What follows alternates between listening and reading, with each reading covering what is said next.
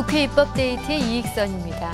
우리는 흔히 국민이 내는 소중한 세금을 혈세라고 합니다. 그만큼 중요하고 잘 쓰여져야 한다는 그런 의미인데요. 오늘은 이 혈세가 새는 것을 방지토록 하는 법안을 살피겠습니다. 보조금 관리에 관한 법률 개정안입니다. 또 하나 의료법 개정안도 알아볼 텐데요. 두 개정안을 대표 발의하셨습니다. 새누리당 황인자 의원 모셨습니다. 의원님 어서 오십시오. 네, 안녕하십니까. 네, 반갑습니다. 보조금 관리법 개정안 이 내용을 들어가기에 앞서서 네.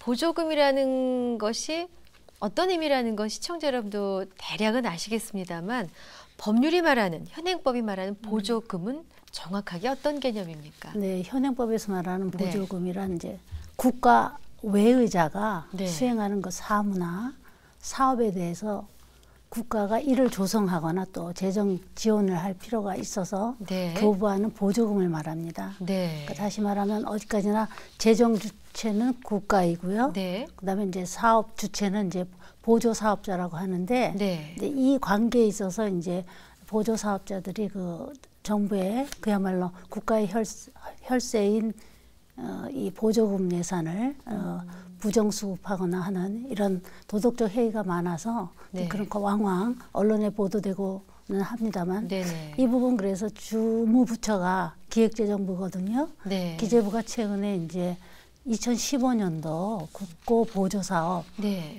운영 평가를 했습니다. 예. 그러니까 총 1,422개 사업에 대해서 예산 규모로는 한 49조 1,380억 원이거든요. 네. 여기에 대해서 평가를 해봤더니 거의 절반에 가까운 사업은 이제 단계적으로 폐지 내지 축소해야 된다 하는 그런 평가를 내렸습니다. 그만큼 이 부분은 굉장히 그 도덕적 해이가 심한 그런 부분이 되겠습니다. 일단 이제 보조금의 정의를 먼저 여쭙었던 것은 이게 나중에 갚아야 될 돈인가 아닌가를 확인하기 위해서였는데 보조금은 그럼 갚을 필요가 없는 그냥 그렇죠. 국법 그냥 주는 나라가 돈입니다. 도와주는 네, 돈이군요. 그렇습니다. 그런데 이걸 제대로 되겠습니다. 못 쓰는 데가 많았다. 네, 그렇습니다. 절반 정도. 네, 네. 그렇군요. 그럼 보조금 관리법 개정안을 제안하시게 된 까닭도 바로 이런 부분을 바로잡기 위해서입니까? 네, 그렇습니다. 네. 그 배경을 말씀드리면요. 네. 그 지난 5월인가 그 서울행정법원에서 네. 그 굉장히 우리가 조금 의아한 그런 판결이 하나 내려졌는데요. 네. 그 내용을 보면 이렇습니다. 2009년에 한 업체가 중소기업 청년 인턴제 사업을 이제 수행하는 그런 업체였는데요. 네네. 그 인턴에게 지불하는 그 임금, 실제로 지불한 임금보다 더 많이 부풀려서 이제 보조금을 지원받은 그런 사실이 이제 적발이 됐습니다. 아하. 네, 그래서 이제 그 서울지방노동청에서 네. 이 부분을 이제 알고 예. 그 해당 업체에 이제 반환하라 이거죠. 보조금 1억 4천만 원을 반환하라. 그리고 네. 이제 향후 2년간 신규 인턴 채용을 금한다는 처분을 내렸습니다. 네. 이제 그랬더니 이거를 받은 그 중소기업 업체죠. 업체가 이제 이것이 그 법적 근거가 없다면서 소송을 냈습니다. 근데 야. 결과적으로는 이게 받아들여졌습니다. 네네. 받아들여진 이유는 그 부정수급한 것은 맞지만 네. 그러나 이것이 법상 근거가 없다. 이 얘기입니다. 그래서 제가 예. 이거를 조금 설명을 드리면 이렇습니다. 네네. 지금 국가가 보조금을 이제 교부를 합니다. 네. 그러면 이거를 받은 1차적으로 보조 사업자가 있고 그다음에 네. 보조금을 실제 수령하는 네네. 수령자가 있습니다. 예. 보조 사업자는 대개 국가 아닌 자니까 그렇겠죠. 민간단체나 지자체나 민간업체. 네, 민간업체를 말합니다. 근데 이제 저희가 이제 보조금 수령자에 해당하는 이 중견업체가 이 중소기업이 네네. 이 중소기업에 대해서 국가가 네. 서울지방노동청이죠. 예. 이 부분을 이제 반환하고 또 앞으로 인턴 채용을 금한다는 이 처분을 내렸는데요. 네. 이 규정이 지금 점선으로 표시됐는데요. 예. 이 부분에 대해서는 법에서 아무런 얘기를 하고 있지 않습니다. 저런. 이 부분에 이제 입법에 미비가 있는 거죠. 네. 그래서 문제가 발견됐을 때 국가가 직접 보조금 수령자를 대상으로 반환 청구를 요청하거나 네. 명하거나 또는 그 뭔가 그 행정상의 처분을 내릴 수 있도록 하자는 그런 근거 규정을 이제 마련할 필요가 있었습니다. 그렇군요. 네. 정말 우리 그야말로 혈세고 정말 소중하게 써야 하는 그렇죠. 세금이 이렇게 새 나가고 아까 그 중소기업 참 정말 뻔뻔하네요. 네. 인턴한테 주기로 한 그렇죠. 돈을 주지 않고 네. 그야말로 자기들이 쓱싹 한 건데 결국 법적 근거가 없어서 혈세가 나가게 된 결과를 초래했다. 그렇죠. 그래서 고치시게 됐는데 그러면 네네. 그리고 또 있는데 우리가 이제 무상보육을 전국적으로 실시하고 있지 않습니까? 네. 그 어린이집에서도 이런 그 보조금 부정 수령이 많습니다. 많죠. 예, 예. 보건복지부가 그 적발 현황을 최근 3년간 적발 현황을 발표를 했었는데요. 네. 저희 의원실에서 이제 분석을 해봤더니 네. 그 적발된 어린이집이 한 3,589곳입니다. 전국적으로 어린이집이 한 4만 개가 좀 넘는데요. 네. 거의 한 10% 가까이 달하는 이 네네. 어린이집들이 이제 보조금을 수령하고 있다 하는 네네. 그런 부분이 되겠습니다. 네. 그래서 이제 국가 보조금이라는 거가 정말 눈먼 돈으로 빠져나간다. 이런 사태가 참 심각하다고 판단돼서 이번에 네. 개정안을 발의하게 된 그러니까 것입니다. 현행법상에 차별 규정이 없었던 네, 거예요. 그렇습니다. 그렇군요. 그럼 이번 보조금 관리법 개정안에 담겨져 있는 핵심 내용은 이런 부분을 보완하셨을 텐데 핵심 내용 한번 정리해 주십시오. 현행 개정법에 이번에 담긴 개정에 내용, 네네. 발의하신. 그건 이렇습니다. 현행법에서 이제 미비한 부분요, 입법의 미비를 이제 보완하는 것인데요. 앞서 말씀드렸습니다만 이 부분입니다. 보조금 수령자가 거짓 신청이나 또 기타 부정한 방법으로 보조금을 지급받은 경우에 네. 정부가 직접 보조금 네. 수령자에 대해서 이제 보조금 반환을 명할 수 있도록 일정 기간 또 그리고 보조금 지급 제한을 명할 수 있도록 하는 그런 근거 조항을 마련한 것입니다. 반환을 명할 때는 중간 단계를 거치지 않고 거죠? 바로 하는 아하, 겁니다. 예. 예. 그리고 이제 벌칙 규정도 마련했는데요. 네. 그 5년 이하 징역 또는 네. 그 3천만 원 이하 벌금에 처하도록 해서 실효성도 담보되도록 그렇게 했습니다. 네. 이 법이 미리 발효가 됐더라면 아까 그 중소기업이 참 혼이 났을 텐데 네, 말이죠. 그렇죠. 네. 네. 그렇군요. 근데 사실 국고 보조금에 대한 뭐랄까요?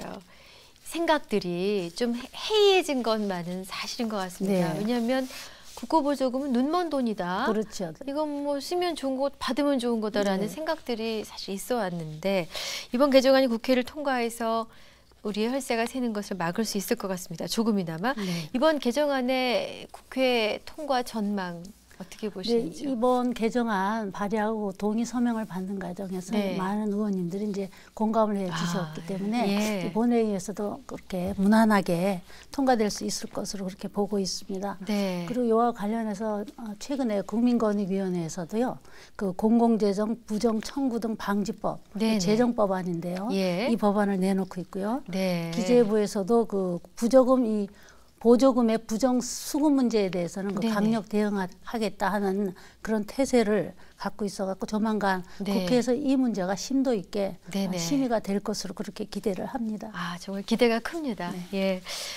좋은 결과가 있으셨으면 하고요. 또 하나 오늘 설명해 주실 내용이 의료법 개정안인데요. 네. 이 개정이 왜 필요했는지 입법 취지 말씀해 주십시오. 네, 의료법 개정안을 내게 된 그 입법 취지는요. 왜 네. 언론에도 자주 이제 보도가 됐습니다만 우리가 그 치아 교정이라든가 네. 임플란트 또 얼굴 성형 네. 같은 거는 그 장기간의 치료를 요하지 않습니까? 예. 이럴 경우에 이제 치료비를 그 고가의 의료 서비스인데 이건 어떻게 보면 네. 이 고액의 치료비를 미리 선불로 네. 대개 내고 치료를 받습니다. 그렇습니다. 예, 예. 근데 이제 치료를 받는 중에 갑자기 그 의료기관이 없어지는 거죠. 폐업을 해서 폐업을 하거나 다른 곳으로 이제 옮겨가고 그러면 환자들이 결국 피해를 보는 사례가 있거든요. 근데 이럴 경우에 이제 피해를 당한 환자들의 경우에 그 법적인 제재 조치가 거의 없습니다. 네. 그래서 환자 입장에서는 구제받을 수 있는 수단이 거의 없기 때문에. 네. 근데 해당 의료인의 입장에서 보면 잠적하고 폐업했다 하더라도 다른 곳에서 또 새로 개업을 할 수도 있고 네. 또 다른 병원 네. 소속 의사로 또 의료 행위를 할 수 있기 때문에 네. 이 부분에 대해서는 좀 보완이 필요하다고 생각해서 판단돼서 개정안을 내게 된 것입니다. 그렇군요. 그러면은 보통은 내가 병원을 옮겨간 다음에 알려주는데 그러지 않고 대개 이제 커다란 큰 병원 같은 거는 아마 시스템적으로 되어 있는데 아마 작은 의원이나 이런 네. 경우는 이제 제대로 이제 안 되어 있는 경우가 많은 것 같습니다. 네. 그래서 이제 이런 사례가 언론에도 자주 보도가 되고 있고 그렇죠. 네, 정말 황당하겠습니다. 환자 입장에서는 그렇죠. 목돈을 미리 주고 지속적으로 치료를 받아야 하는데 그렇죠. 그렇군요. 그러면 일반인들이 이렇게 피해를 입고 있는데도 계속 의료 이런 사기 의료가 발생하고 있는데 현행법으로 제재하기 못했던 그런 이유가 있었습니까?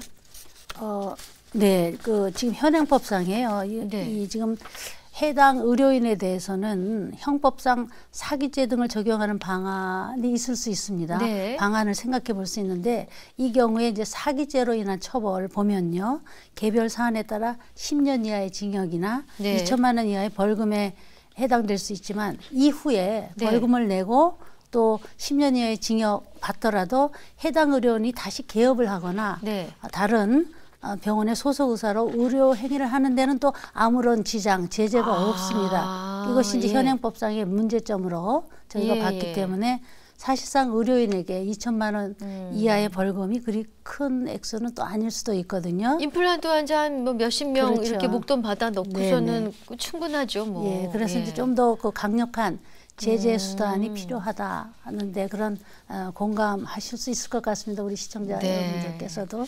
참 저도 이 입법 데이트 하면서 우리 여러 의원님들하고 이 발의된 법안 얘기를 하면서요. 세상에 이런 일도 있구나 싶은 일이 많은데 네, 이런 일 오늘 또 많습니다. 이런 일도 그렇게 많이 있었네요. 그러면 그 빈틈을 바로 잡으셨는데 네. 바로 잡고자 하신 건데 네. 의료법 개정안의 핵심 내용 다시 한번 정리해 주십시오.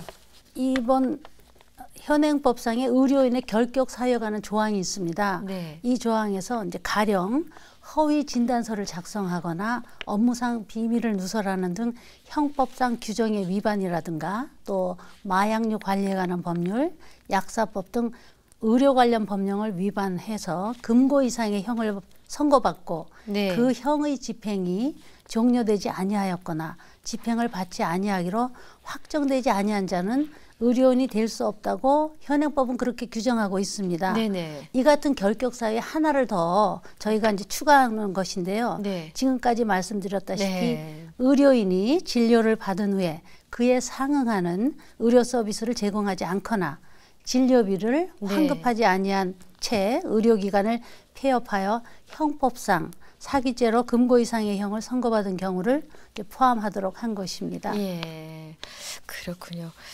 근데 사실 뭐 최근에 메르스 사태 때문에 뭐 작은 규모의 네. 동네 병의원들이 굉장히 이제 어려운 상황에 처했고 큰 네. 병원도 마찬가지입니다만 대충 이런 경우도 있지 않겠습니까? 어쩔 수 없는 사정으로 잠시 폐업을 했다가 정말 불가피한 상황 폐업을 잠시 했다가 다시 문을 여는 이런 선의의 어떤 피해를 입게 될지 모르는 의료기관도 포함이 될 것 같은데요. 이런 경우에도 적용이 될까요?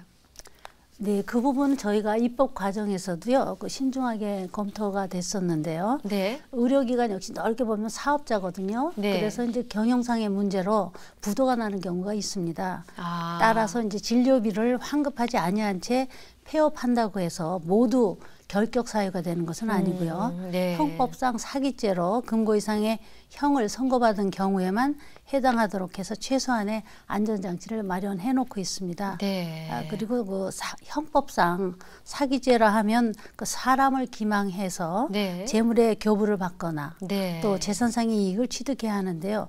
기망이라는 이 용어 자체에 의도성이 포함되어 있기 때문에 그렇죠. 의료인의 선의 네. 또는 그 악의를 판단하는 기준이 될 수 있을 그렇죠. 것입니다. 정말 피치 못할 상황으로 이렇게 폐업을 하게 되면은 그 환자들 내원해도 환자들에게 이 상황을 모두 고지하겠죠. 명심적이라면 네. 고지하고 얼마간 후에 다시 일을 하게 된다는 것을 알려주었을 테니까 방금 말씀하신 의도 부분이 참 중요한 것 같습니다. 네, 그렇습니다. 자, 의료법 개정안이 국회를 통과하면은 의료 서비스 측면에서 어떤 점들이 더 좋아질까요? 네, 아무래도 상대적으로 의료 행위에 있어서는 환자들이 좀 약자 아닙니까? 그렇죠. 네, 환자를 좀 더 두텁게 보호할 수 있다는 그런 장점이 있고요. 또 이런 법이 개정됨으로써 의료인 스스로도 이제는 조금 자정 노력을 좀 하지 않을까 하는 그런 기대를 해봅니다.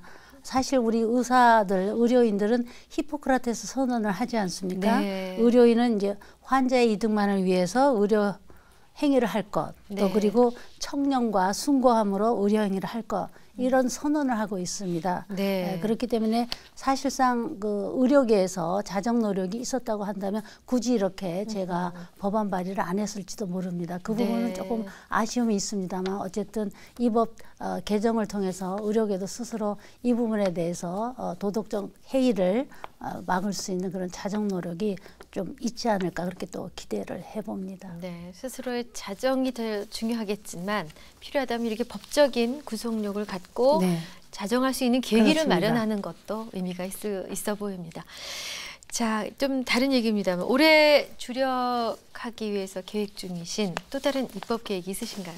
네, 제가 아시다시피 국회 안전행정위원회하고 또 여성가족위원회 네. 소속돼서 이제 위원으로 활동하고 있기 네. 때문에요. 대개 이제 국민의 안전을 위한 법 네. 그리고 이제 여성과 관련된 제도 개선 사항 또는 입법적인 미비가 있다면 이를 보완하는 그런 노력을 계속할 것이고요. 네. 특히 올해가 광복 70주년 아닙니까? 네네. 그래서 그 여성 독립운동가들에 대한 평가가 아하. 새롭게 또 이루어질수록 하는데도 제가 좀 관심을 가지고 있고요. 네. 그리고 이제 우리 통일 한국에 대비한 그런 입법적인 그런 활동도 해야 되겠다. 그렇게 계획을 하고 있습니다. 네, 많은 일을 하셨는데 또 앞으로도 또 열심히 뛰어주시기 바랍니다. 의원님 나와주셔서 감사합니다. 네, 고맙습니다. 국회 입법데이트 오늘은 새누리당 황인자 의원과 함께한 시간이었습니다. 시청해주신 여러분 고맙습니다.